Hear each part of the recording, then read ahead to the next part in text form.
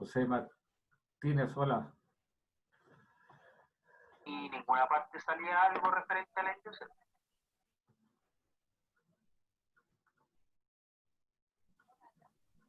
Buenas tardes, profesor. Buenas tardes, ¿cómo está usted?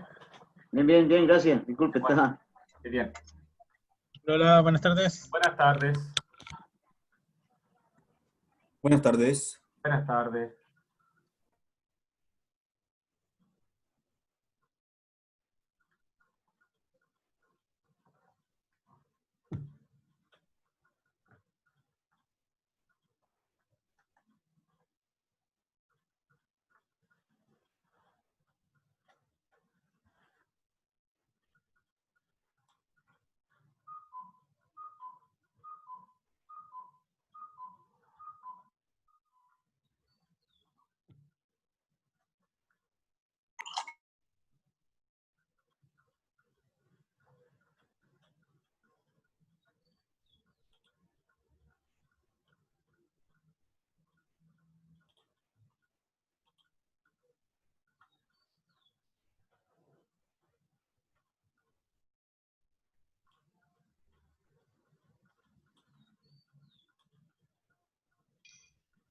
Hola, profe, buenas tardes. Muy buenas tardes.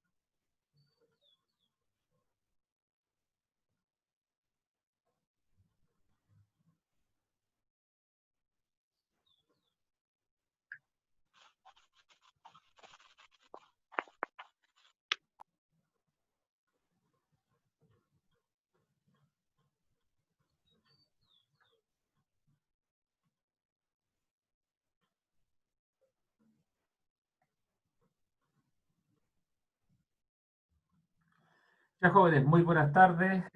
Recuerde que en la clase de ayer habíamos introducido una nueva fuerza que tiene que ver con el roce. El roce, ¿no es cierto?, se manifiesta por esta punta agujero cuando dos superficies deslizan entre sí. Identificamos que la fuerza de roce cinética se mantiene aproximadamente constante en la medida que el cuerpo se mueva con velocidad constante, baja o alta, o con un movimiento acelerado. Prácticamente toma el mismo valor y corresponde al valor del coeficiente de roce cinético, por lo que es la normal. La relación exacta no se conoce hasta el día de hoy por el hecho de que no se justifica, dado que la presión, la humedad, la temperatura, la velocidad no dependen mucho en comparación con cambiar el tipo de superficie y cambiar la fuerza de contacto normal. Para la fuerza de roce estática decíamos que era una fuerza variable que varía entre mayor o igual que cero y comienza a aumentar en la medida que uno tiende a generar el movimiento de un cuerpo, y cuando el cuerpo está a punto de deslizar, toma su valor máximo FR max, cuyo valor también se parece al caso anterior, coeficiente estático por la normal. Los coeficientes de roce estático y cinético son cosas que se le van a dar o se le van a pedir en el cálculo de lo que es la dinámica, pero sí que nosotros ya teníamos una idea, ¿no es cierto?, de poder ver que más o menos de dónde salen estos valores experimentales. Bueno, yo agregué aquí lo relacionado con que en todos los problemas, ¿no es cierto?, identificado la aceleración, si la aceleración es así, esto es lo paralelo, eso es lo perpendicular. Si la aceleración es horizontal, esto es lo paralelo y eso es lo perpendicular. Si la aceleración apunta, no sé, para abajo, esto es lo paralelo y esto es lo perpendicular, donde la gracia que tiene esto es que siempre tengo 90 grados y la fuerza que no es ni paralela ni perpendicular, la descomponemos como hipotenusa seno, hipotenusa coseno, ¿no es cierto? A la manera que siempre las fuerzas perpendiculares a la aceleración no contribuyen a la aceleración, pues, ¿ya? Si tengo movimiento en el eje de la X, no puedo tener una componente que me ayude a lo largo del eje de la Y. Esa es la idea, ¿se fija? Entonces, la dinámica no es tan complicada a la hora que uno identifique perfectamente cómo son los diagramas de cuerpo libre para poder dar solución a lo que son los problemas, ¿ya? Entonces, no era malo colocar aquí como nuestro formulario para ir analizando, ¿no es cierto?, los problemas de dinámica en términos de irse convenciendo de las fuerzas que están aplicadas en los diagramas de cuerpo libre. Bueno, habíamos quedado en el problema 1 y 2 resueltos. Para el problema 3 habíamos parado por el hecho que era una superficie con roce, pero ya que conocemos el roce, sigamos con el problema número 3. Dice que hay que determinar el valor de F, la fuerza que se aplica sobre la masa M1, que es como una especie de asiento, ¿ya? Que tiene como una pared vertical aquí. Dice, determina el valor de F de modo tal que la fuerza de contacto entre la pared vertical y M2, la pared vertical y M2, sea de 16 newton. Bueno, si la masa M1 y por ende la masa M3 está detenida, la fuerza de contacto sería igual a 0. Entienda que si la fuerza F es tal que la masa M1 se está moviendo con velocidad constante y por lo tanto la masa 3 se está moviendo con velocidad constante, la fuerza que aplica M2 sobre la pared o la pared sobre M2 sería 0, ¿ya? Pero como dice que la fuerza de contacto entre la pared vertical de M1 con M2 o M2 con la pared corresponde a 16 newton, eso automáticamente significa que M1 con M2 van acelerando hacia la izquierda y por lo tanto la masa M3 va subiendo aceleradamente paralelo a lo que es el plano. ¿Por qué? Porque lo primero que yo voy a hacer acá, ¿no es cierto? Vamos a hacer con azul, es que voy a hacer el diagrama de cuerpo libre sobre lo que es la masa M2. Voy a colocar M2 por acá mejor, no sé por qué lo puse como tan separado, pero aquí tengo M2 y dibujo, ¿no es cierto?, lo que sería la masa M2, tal que las fuerzas que intervienen son su peso, M1G, perdón, me da con colocar M1, si esta cosa era M2. Entonces arreglamos M2, ahí cierro. Esta es la masa M2, dijimos, vamos a borrar completa, así es que tengo el peso M2G, la normal como es el cuerpo 2, bueno, ¿para qué la vamos a colocar normal N1? Coloquémosle la normal N2, la fuerza que dice que aplica la pared vertical de M1 sobre M2, la vamos a hacer con verde, que corresponde a esta fuerza, donde esta fuerza, llámele como usted quiera, pero pongámosle que el R viene siendo estos 16 newton. ¿Ya? Entonces, fuerza que aplica la Tierra sobre M2, fuerza que aplica ¿cómo se llama? La parte superior de M1 sobre la parte inferior de M2, la normal N2, ¿ya? La reacción R, y eso produce automáticamente de que si tengo fuerza distinta de 0 sobre la masa M2, significa que la masa M2 tiene que estar acelerando hacia la izquierda, y eso yo lo sé porque tengo una fuerza resultante que apunta hacia la izquierda. Entonces, cuando usted resuelve y aplica la sumatoria de fuerzas paralelas, le va a quedar que R, la única que hay, se iguala a M2 por A, ecuación número 1, y la sumatoria de fuerzas perpendiculares, para no decir que la masa M2 se levanta ni tampoco se hunde, que la normal M2 menos M2G tiene que ser igual a 0, ecuación número 2. Bueno, y de esa forma, al tiro de lo que es la ecuación número 1, Si yo reemplazo que el R vale 16, partido por el M2, el M2 dice que vale 2 kilogramos,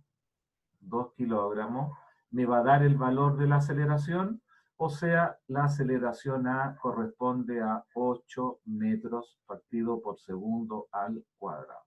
Entonces, nuevamente yo disfracé el hecho de decir que el conjunto M1, M2 acelera a 8 metros segundo cuadrado hacia la izquierda, la masa M3 sube paralela al plano a 8 metros partido por segundo al cuadrado, pero todo viene de la fuerza de contacto normal, que yo le llamé R, que aplica la pared sobre la masa M2, en la cual esos 16 me están originando el valor de la aceleración, que aplicado sobre la masa de 2 kilogramos, corresponde a una aceleración de 8 metros partido por segundo al cuadrado.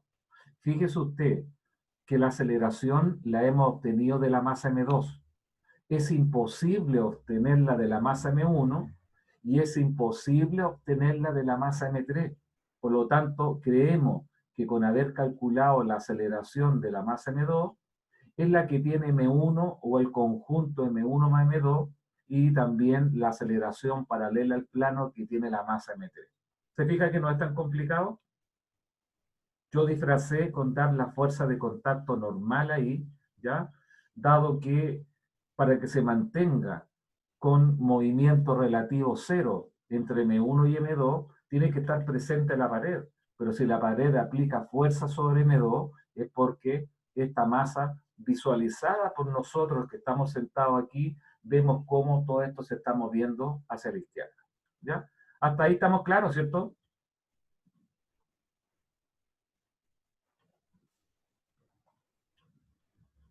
¿Me escuchan? Albano, ¿estáis por ahí? Profe, Dígame, profe, dígame.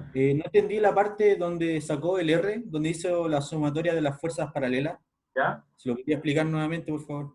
Ya, que todas las fuerzas tienen un nombre y un apellido. Fuerza que aplica la parte superior de M1 sobre la parte inferior de M2. Fuerza que aplica la Tierra sobre la masa M2. Y esta es la fuerza que aplica la pared sobre M2. ¿Ya? Por lo tanto, hay tres fuerzas donde, ¿no es cierto?, identificamos que la masa M2 tiene que estarse moviendo paralela a la fuerza, dado que hay una fuerza R de 16 newton distinta de cero. ¿Te fijas? Entonces, en este problema no sabíamos acaso había aceleración y por lo tanto dibujamos lo que son las fuerzas, pero, ¿no es cierto?, no tenemos el sentido de la aceleración. Entonces uno dice, ah, ya, pues, no puede suceder que la normal logre levantar al peso o que el peso se hunda, ¿no es cierto?, donde el peso sea más grande que la normal. Ah, pero me quedó esta fuerza R, po. Pero yo no puedo tener fuerza resultante distinta de cero y que esto tenga aceleración cero. Y por lo tanto significa que si tengo una fuerza horizontal hacia la izquierda, se va a generar una aceleración hacia la izquierda correspondiente al valor de A.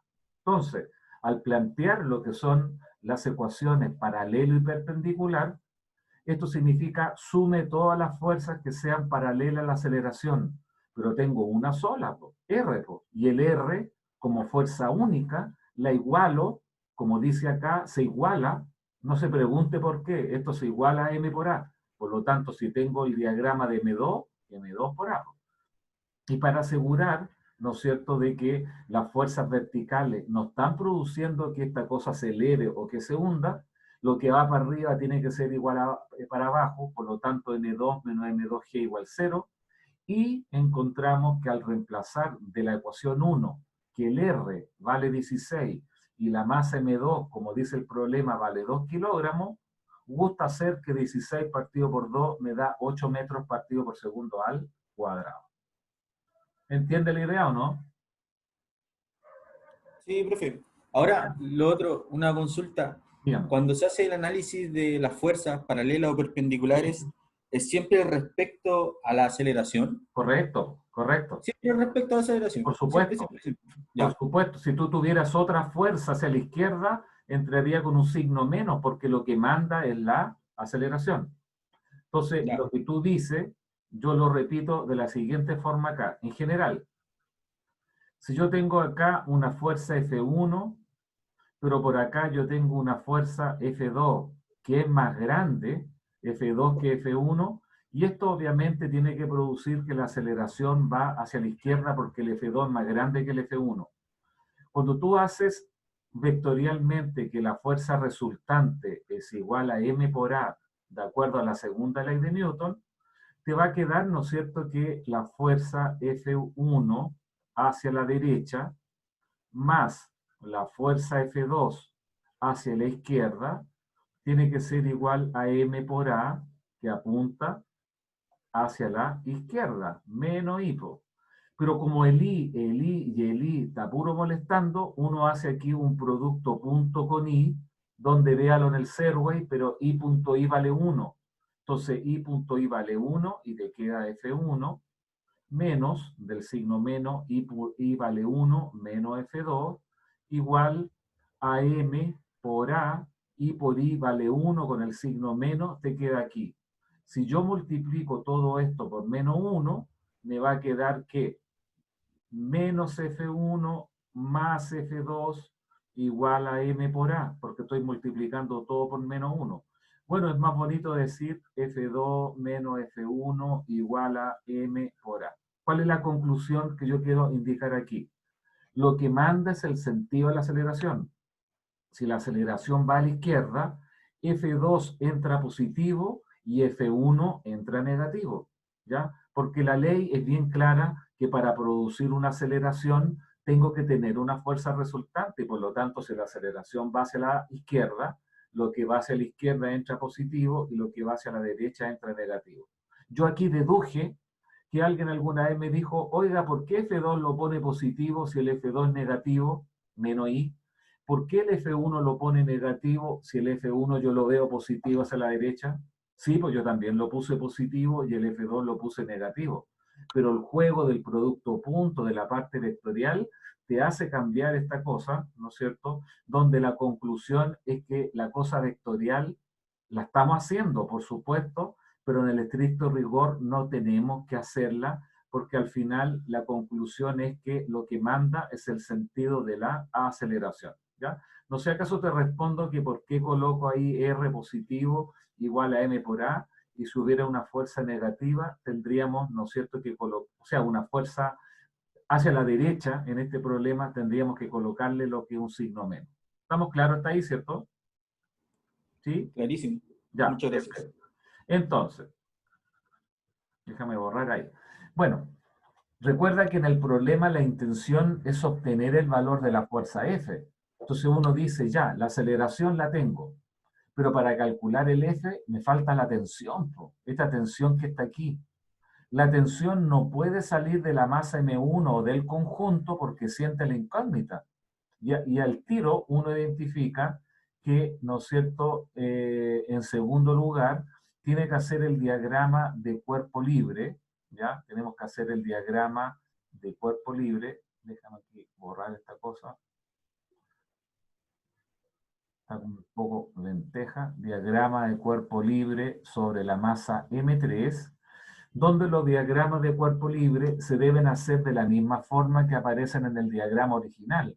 O sea, yo lo dibujo, ¿no es cierto?, paralelo al plano, donde las fuerzas que intervienen está la tensión T del cable, paralela al plano, ¿no es cierto?, la fuerza peso correspondiente a lo que es M3G, la normal que debe quedar perpendicular a esta línea, ¿ya? Porque es perpendicular al plano, la dibujamos como que partiera en el centro, que va a corresponder a esta fuerza que viene siendo normal 3, porque es la masa 3, y como hemos identificado, ¿no es cierto?, que tengo una aceleración paralela al plano, que corresponde aquí a lo que es el A, cuyo valor es 8 metros segundo cuadrado.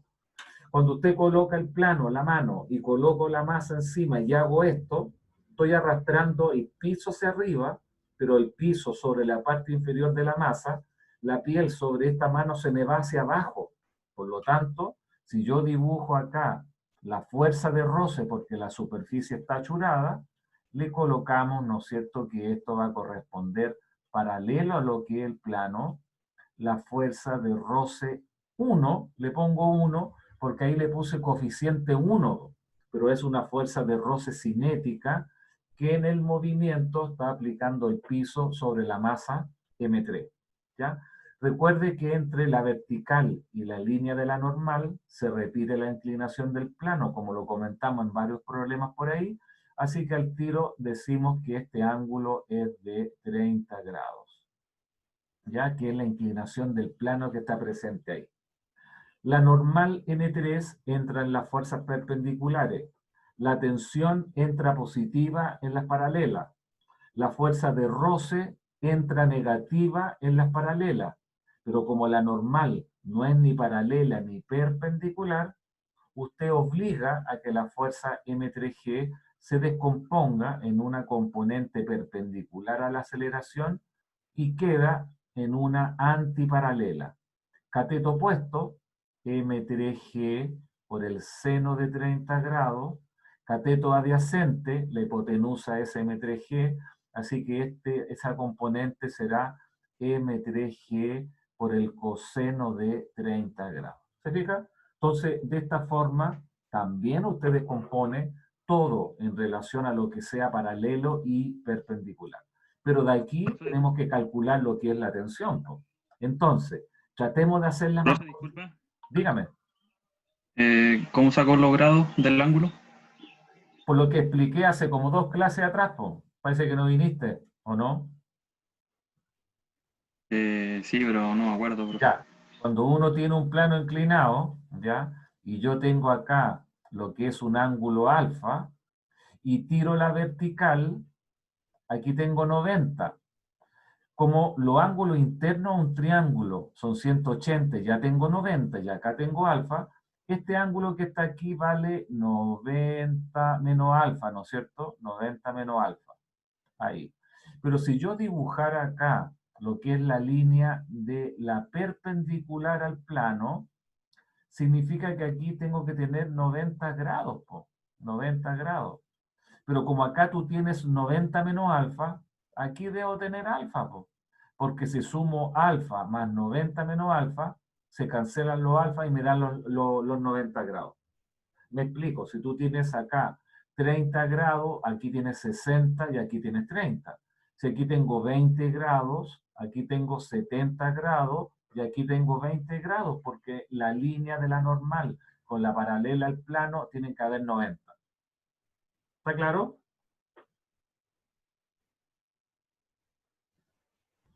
Eduardo, ¿tú me habías preguntado? Sí, más o menos. Tendría que repasarlo un poquito igual. ¿Cómo voy a repasar? Pero si es tan simple como eso, pues mira, si tú tenías acá 20 grados y acá tengo 90, aquí tiene que haber 70, ¿no es cierto? 70 grados, 70 más 20 me da 90 y 90 más 90, 180. Y si dibujo esta línea que forme 90 grados, 90 por aquí, pero como aquí hay 70, aquí tiene que haber 20 grados, ¿no? Eso. Ah, claro.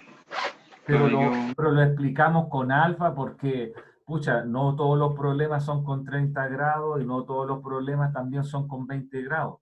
Pero que quede claro, entre la vertical y la línea de la normal se repite la inclinación del plano, ¿ya? Para que quede claro en esos problemas. Entonces, vamos a borrar por aquí para seguir con el problema. Yo creo que a esta altura, o si no más adelante, se tiene que llegar al tiro a tratar de hacer el problema lo más rápido posible, porque si no usted va a tener tantas ecuaciones como incógnitas y al final no va a poder entender o saber lo que tenga que hacer. Cada vez que haya roce, es más conveniente primero colocar aquí la sumatoria de fuerzas perpendiculares, que no es que sea necesario, pero yo sé de que las fuerzas perpendiculares a la aceleración queda M3 menos M3G coseno de 30 grados va a ser igual a 0, como ecuación número 2. ¿Y eso para qué?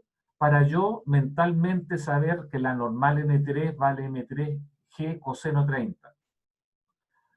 Porque cuando yo haga la sumatoria de fuerzas paralelas, oye, si en todos los problemas la fuerza de roce cinética es el coeficiente, ahí está, es el coeficiente por la normal, po.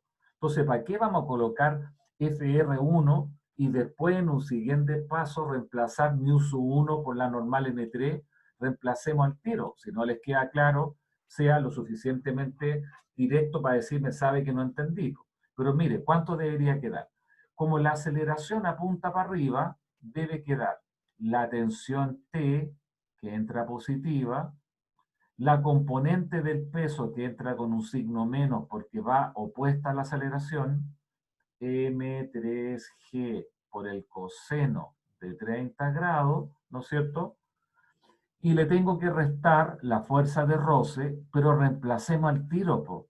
La fuerza de roce 1 es el coeficiente 1 por la normal N3, pero la normal N3 vale M3G por el coseno de 30 grados, y esto lo igualamos a la masa, M3 por A, ¿no es cierto? Y sería la ecuación número 1. Entonces, si usted me pregunta, ¿y para qué hizo la ecuación 2 primero? Para asociar, ¿no es cierto?, que en todos los problemas, este valor que está aquí, eso que está ahí, es la fuerza de roce 1, pero la fuerza de roce 1, en este caso, es el coeficiente, que aquí dice μ1, por la normal de contacto con el piso que le llamé el N3.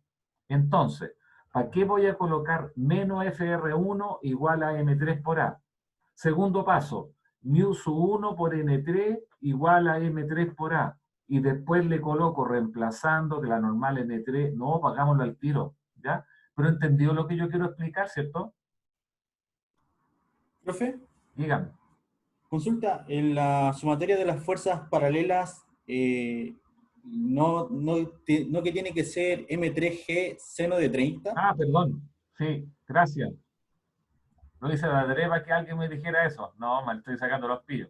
M3G, seno, chuta, pero me quedó ahí con rojo, así que lo vamos a colocar con negro. Ahí, M3G por el seno de 30 grados, bien, ¿ya?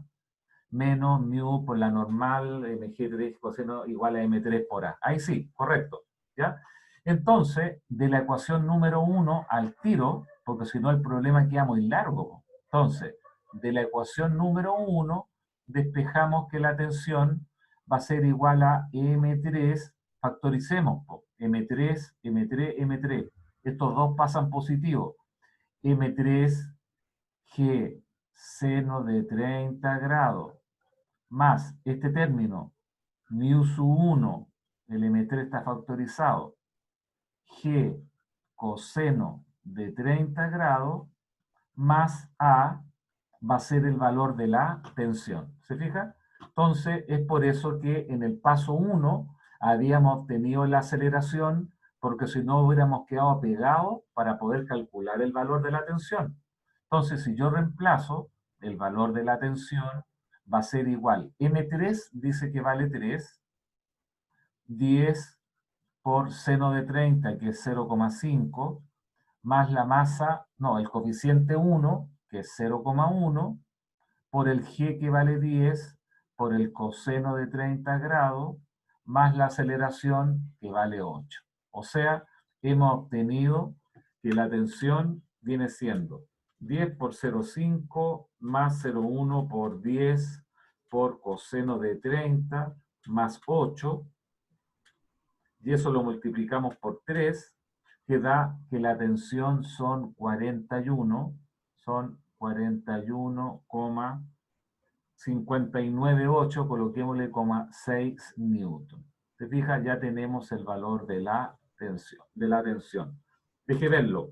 5 más 0,1 por 10 vale 1, coseno 30, más 8, da 13,86 multiplicado por 3, 41,6 newton.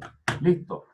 Y ahora tenemos que calcular la fuerza F, donde la fuerza F, donde la calculamos por comodidad. Si quiere la podemos hacer de dos formas. Antonio, dígame.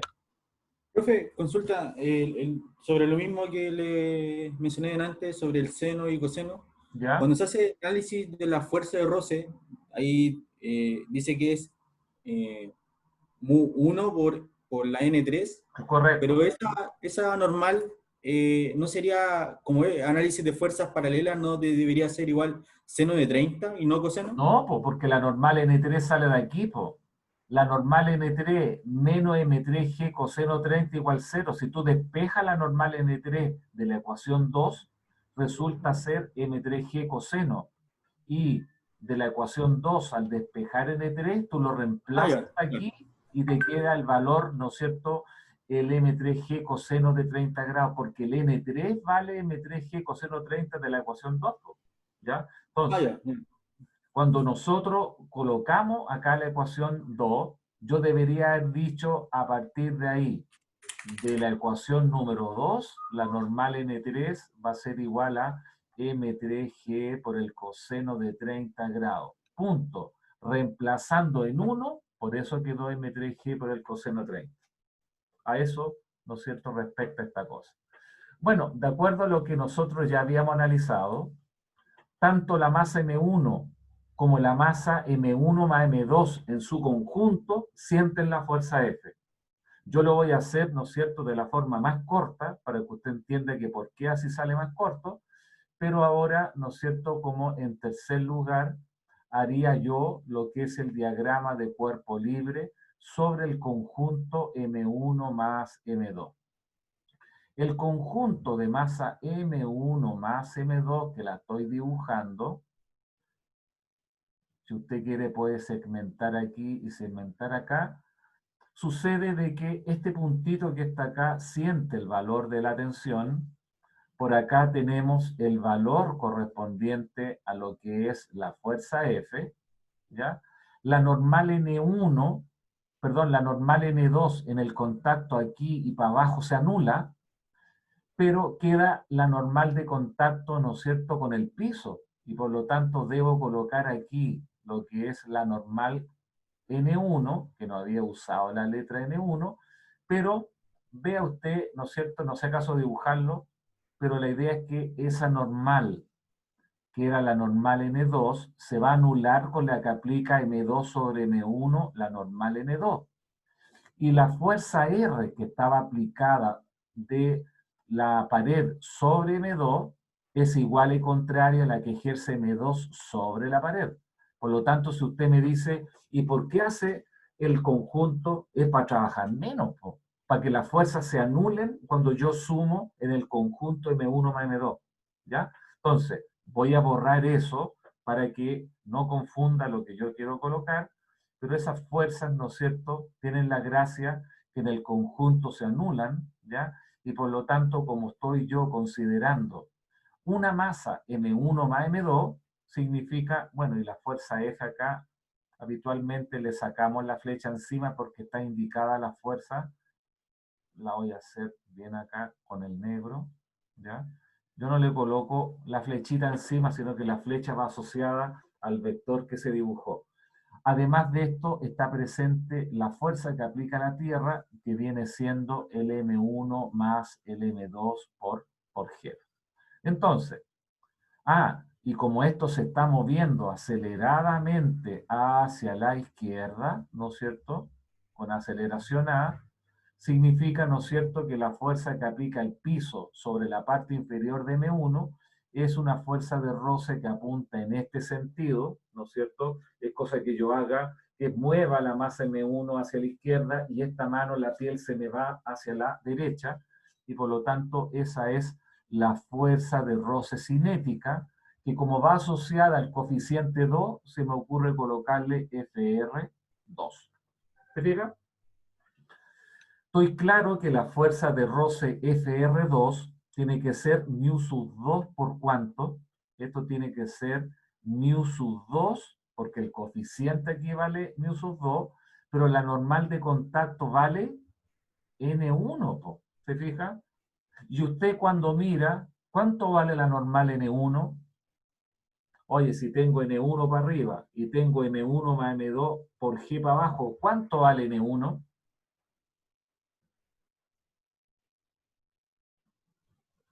¿Cuánto vale la fuerza normal M1? Menos M1 más M2 por G. No, pues vale igual a M1 más M2 por G. Entonces, si no les queda claro, nuevamente, ¿no es cierto?, partiríamos acá con la sumatoria de fuerzas perpendiculares. La normal M1 menos M1 más M2 por G tiene que ser igual a 0, ecuación número 2, ¿no es cierto? Entonces yo por eso preguntaba cuánto valía la normal N1. Si yo tengo una para arriba y una para abajo, la que va para arriba es igual a la que va para abajo, en el despeje de la ecuación 2. Y en las fuerzas paralelas, sumatoria de fuerzas paralelas, lo voy a hacer al tiro, po. ¿El F entra positivo o negativo? ¿El F entra positivo o negativo? Cristóbal, ¿estáis por ahí?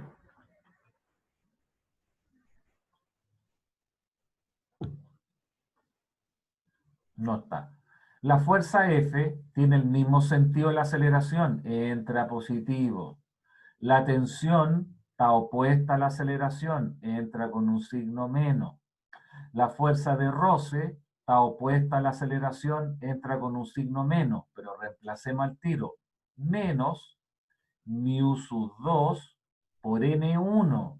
Pero de esta ecuación, el N1 vale M1 más M2 por G. Entonces, es bueno reemplazarlo al tiro. Mu sub 2, factor de M1 más M2 por G. Y esto se iguala a la masa considerada, a M1 más M2 multiplicado por A.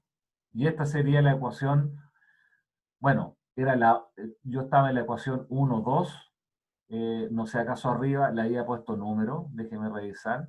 Claro, tenía la ecuación 1, la ecuación 2, bueno, está por separado, debería haber puesto la 3, la 4, y aquí debería haber puesto la ecuación 5 y la ecuación 6, no importa, ya, pero están como separadas por estos números romanos. Así que esta sería la nueva ecuación 1. Entonces usted diría ahora finalmente que de la ecuación 1, el F va a ser, estos dos negativos pasan para el otro lado positivo, o sea, T más mu sub 2 M1 más M2 por G, y le sumo este otro término que viene siendo M1 más M2 por A. ¿Se fija? Entonces, ahora no tenemos nada más que reemplazar. Y por lo tanto, la fuerza F que hay que aplicar para que la fuerza de contacto sea 16 newton es la tensión, 41,6, coeficiente 2, que vale 0,2. 1 kilogramo, 2 kilogramos, estos son 3 kilogramos por G que vale 10, más 1 kilogramo, 2 kilogramos, 3 kilogramos por la aceleración que recuerdo que era 8. O sea, ¿cuánto vale la fuerza para que la fuerza de contacto valga 16 newton entre la pared y M2? 41,6 más 0,2 por 3 por 10 más 8 por 3, 24.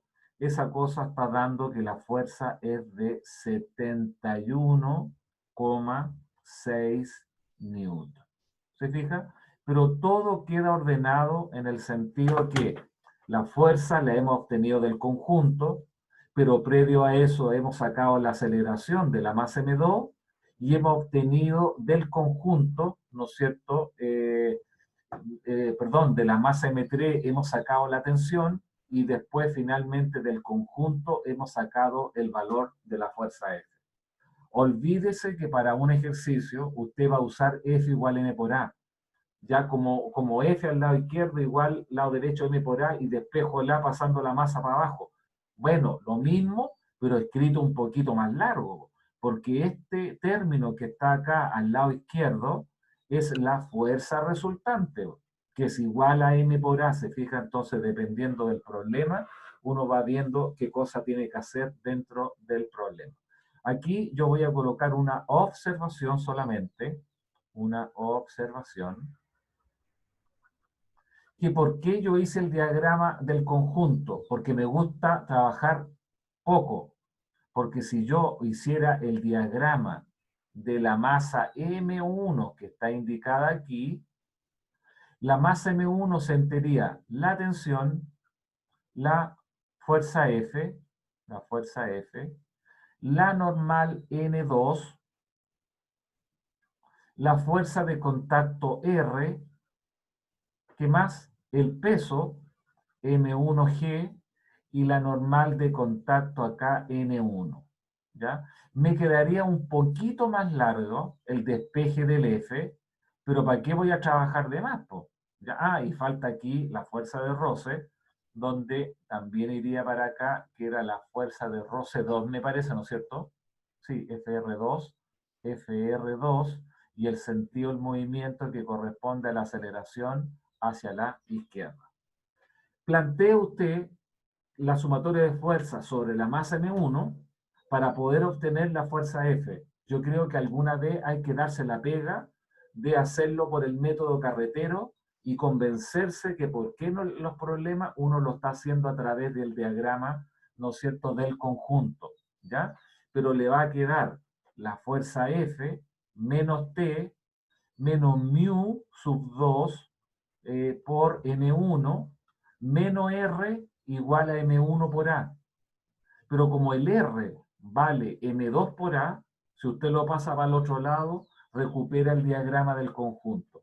Eso sería bueno que usted mismo se convenciera, más que lo diga yo, porque la idea está en que de repente, por hacer el diagrama sobre lo que resulta más largo, uno aprende que para ciertos problemas debiera estar haciendo el diagrama del conjunto. ¿Ya? ¿Me quedó más o menos claro lo que hice, cierto? ¿Sí? ¿Sí o no? ¿Están por ahí? Marcelo, ¿estáis por ahí?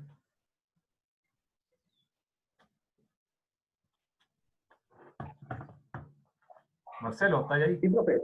Ya, Sí, profe. ya. Bastante ya. Oye, chiquillos, aquí la única intención, ¿no es cierto?, que yo les podría mostrar el desarrollo de estos problemas, es que usted vea cómo yo lo voy pensando, cómo lo debería pensar para desarrollarlo de una forma relativamente rápida, ¿ya? No tiene ninguna otra intención el hecho de estar haciendo estas cosas. Déjeme terminar en estos 19 minutos que me quedan, ¿no es cierto?, con el problema número 4, que lo vamos a resolver por acá abajito. Ahí el problema número 4, donde en ese problema número 4, lo vamos a hacer con azul, por aquí, problema número 4, dice, ¿cuál es la máxima fuerza F que se puede aplicar sobre M2? Se fija que la fuerza está aplicada sobre M2, si M1 no debe deslizar sobre M2.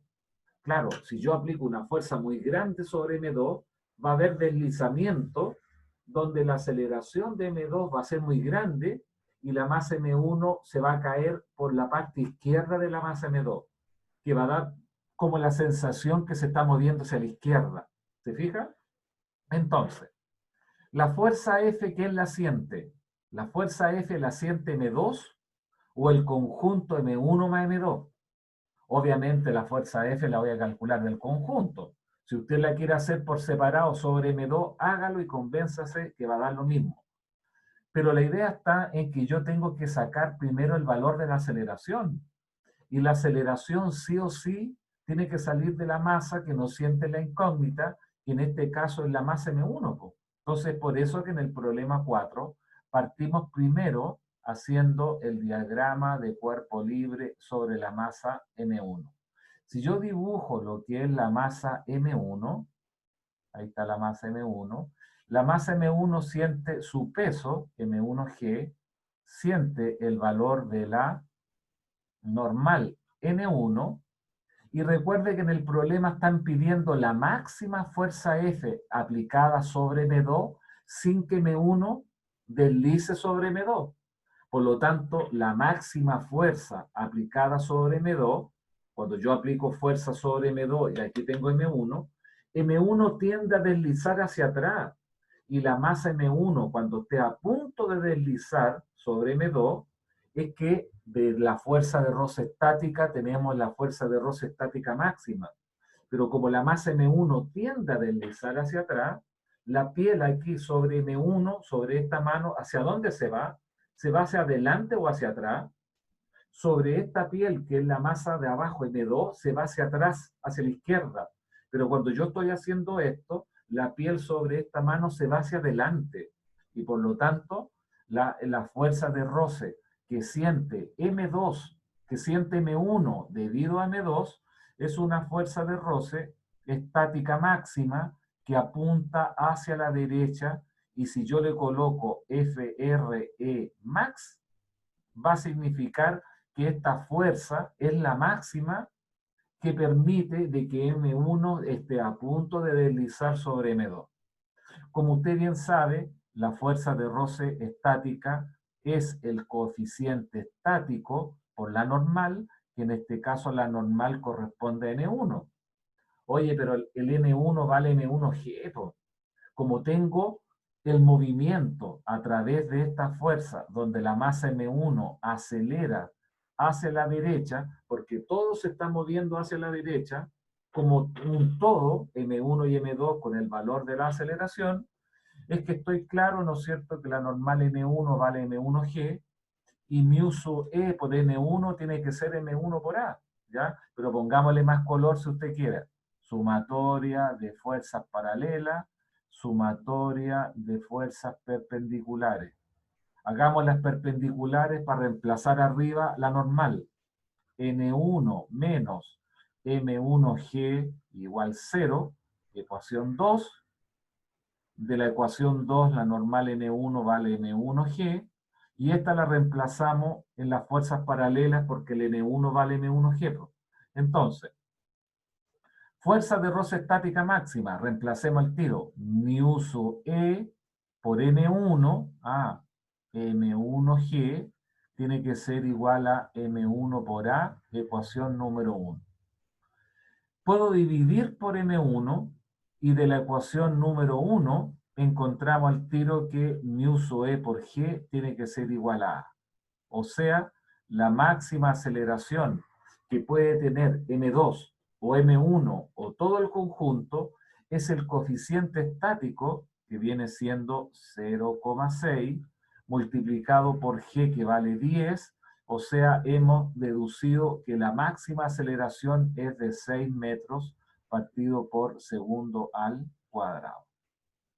Fíjese qué extraño, que si el contacto entre M1 y M2 es un pedazo de bronce con acero, si yo coloco un pedacito chico de bronce con acero o una tremenda masa de bronce con acero, pero son bajo la misma rugosidad, no depende de la masa, ¿ya? La aceleración depende única y exclusivamente del tipo de coeficiente que existe entre las dos superficies.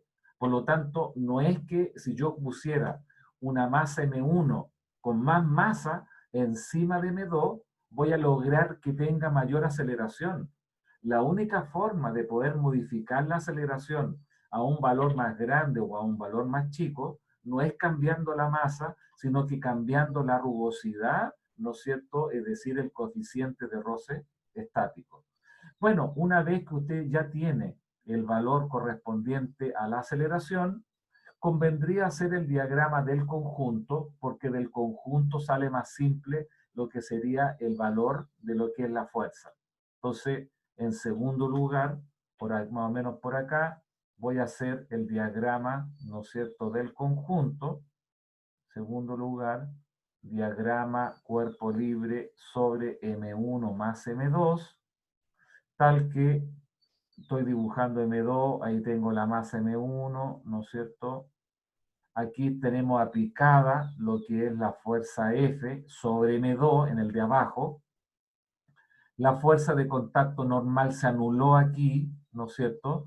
Queda el peso correspondiente a una sola masa, que es M1 más M2 por G.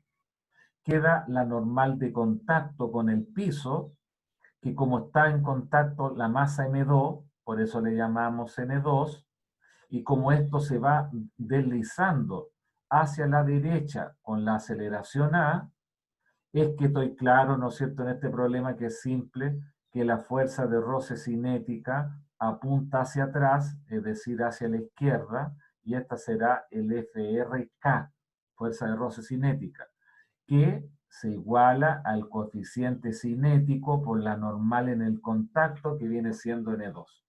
¿Ya? Bueno, si planteamos lo relacionado con la fuerza, bueno, tratemos de hacerlo así como rápido, ¿ya? Veamos acaso usted entiende lo que voy a hacer. ¿Qué es lo que queda en la sumatoria de fuerzas paralelas? La fuerza F va en el sentido de la aceleración, queda F, menos la fuerza de roce cinética. Oye, pero la fuerza de roce cinética es el coeficiente cinético por la normal N2, po. Y la normal N2, como tengo esta para arriba y esa para abajo, la normal N2 tiene que ser M1 más M2 por G, po. Y esto lo igualamos a M1 más M2 por A, po, ¿ya? Pero bueno, el que diga, ¿y por qué le dio esto? Bueno, va a tener que seguir haciendo la sumatoria de fuerzas perpendiculares, que el N2 menos M1 más M2 por G tiene que ser igual a 0. Entonces, ¿de dónde saqué que la normal N2 aquí vale M1 más M2 por G? Sale de aquí, de las fuerzas perpendiculares, donde lo reemplacé en la fuerza de roce cinética, y de esta ecuación que está aquí, ahora sí que le vamos a colocar que esta es la 3 y esa es la 4, y ahí quedó como medio feo ahí, así que lo vamos a dejar ese 3, que de repente lo asocia como una pelota esta cuestión. Entonces, esto era un A, era A, esa era la ecuación 3, y esto de acá es la ecuación 4. Lo dejo medio abierto para... Ah, bueno, igual me lo cerró, no importa. Entonces, de la ecuación número 3, déjeme subir esto, de la ecuación número 3, entonces uno dice, de la ecuación número 3, el F tendrá que ser, voy a factorizar M1 más M2, M1 más M2, factor de esto que es positivo A, más, como tengo M1 más M2, acá me queda mu sub K por G. Y reemplazamos F, ¿ya?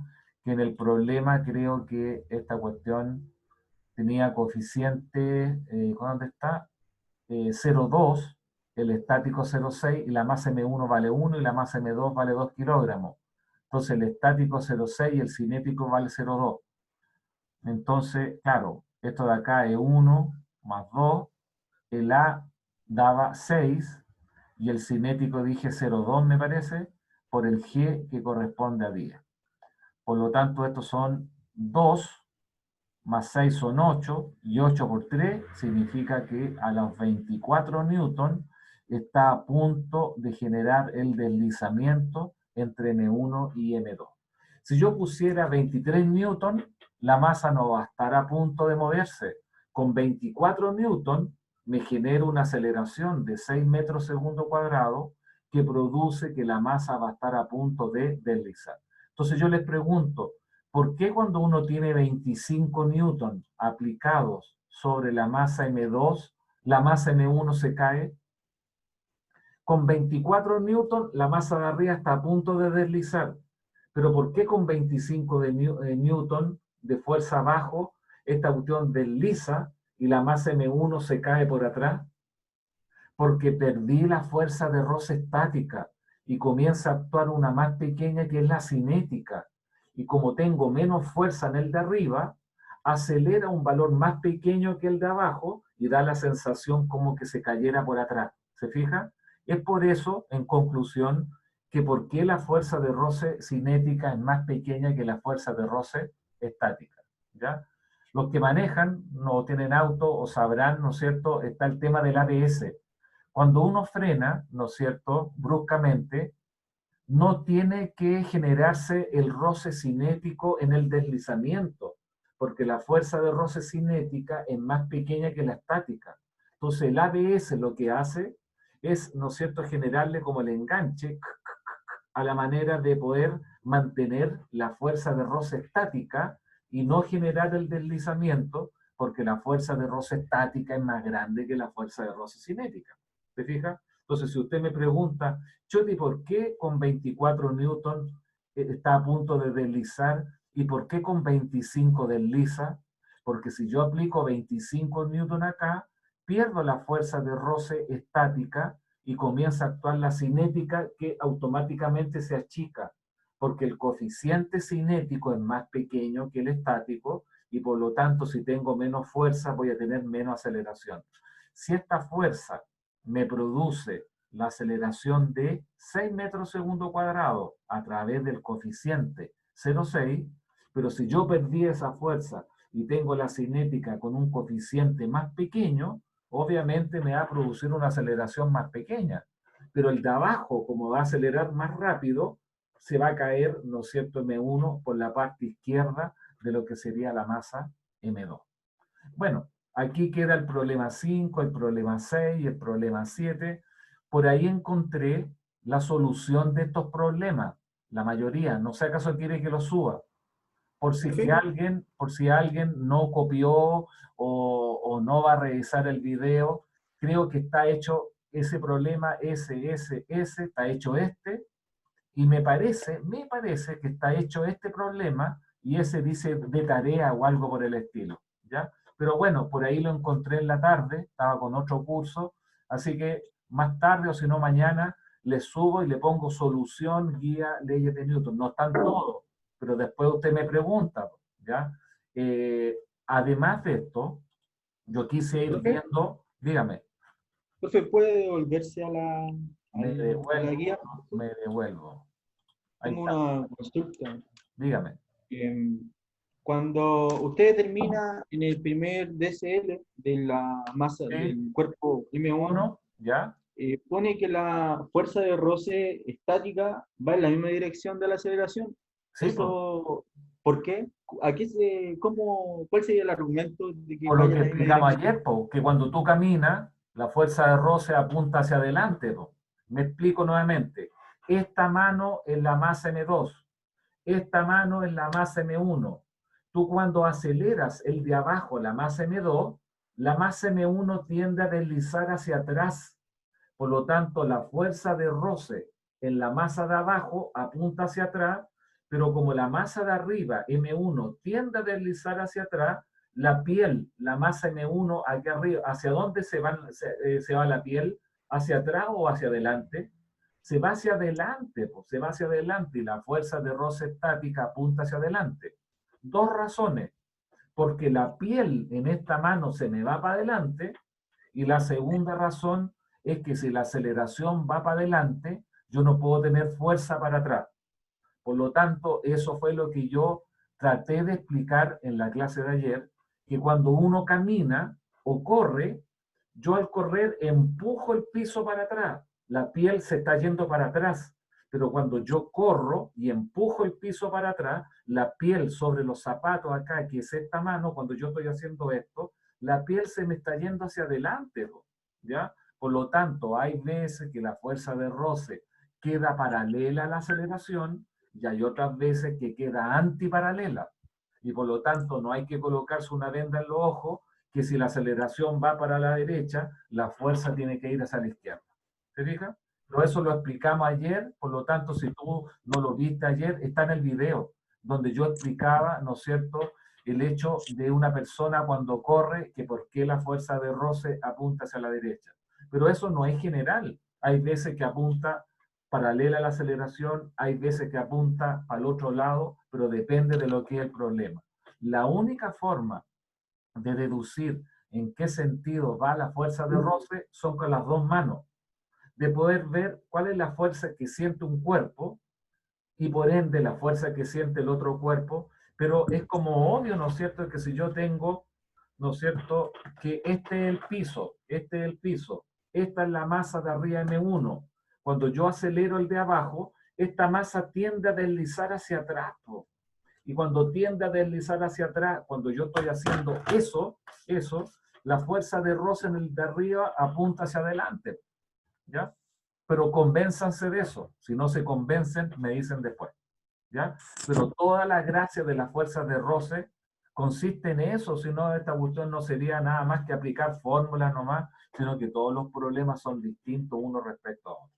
¿Ya? Bueno, están estos problemas que están acá que hemos resuelto, está lo relacionado con los contenidos, ¿no es cierto?, que están por acá en alguna parte, déjame buscarlos por aquí, acá lo voy a dejar como en primer plano para compartirlo, ya estamos terminando ya, aquí. Recuerde que por acá en los contenidos también, de lo que veíamos ayer, ¿no es cierto?, también hay unos problemas, un ejercicio de fuerza de roce, que usted lo va a poder mirar si quiere, ¿no es cierto?, ya estos que están acá, en las guías de las pautas pasadas que están en la bibliografía, en el aula, también hay problemas que se han evaluado años anteriores con la solución, donde aquí podríamos quedarnos pegados hasta fin de año haciendo ejercicio, o hasta el primer semestre del 2021, o un año haciendo ejercicios de esto. Yo tengo que balancear los tiempos que tengo a la manera de poder continuar con los contenidos, pero yo creo que ya nos formamos una idea con la dinámica de la fuerza constante, habiendo agregado la fuerza de roce estática y la cinética, donde mi intención era acá convencerse que la fuerza no es que siempre vayan en un sentido contrario a la aceleración, sino que pueden ir en el mismo sentido como pueden ir en sentido contrario. ¿Ya? Entonces, chiquillos, no los distraigo más, que ustedes siguen en clase con Víctor Cárdenas, me parece. Así que, bueno, cualquier duda que tenga me la hace ver y el próximo martes seguimos con estas cosas. Dejo de compartir para despedirme y generar el video. Eso, chiquillos. Chao, profe. Cuídense. Chao, chao. Chao. Profe. Chao. Chao, profe. Chao. Chao, profe. Chao.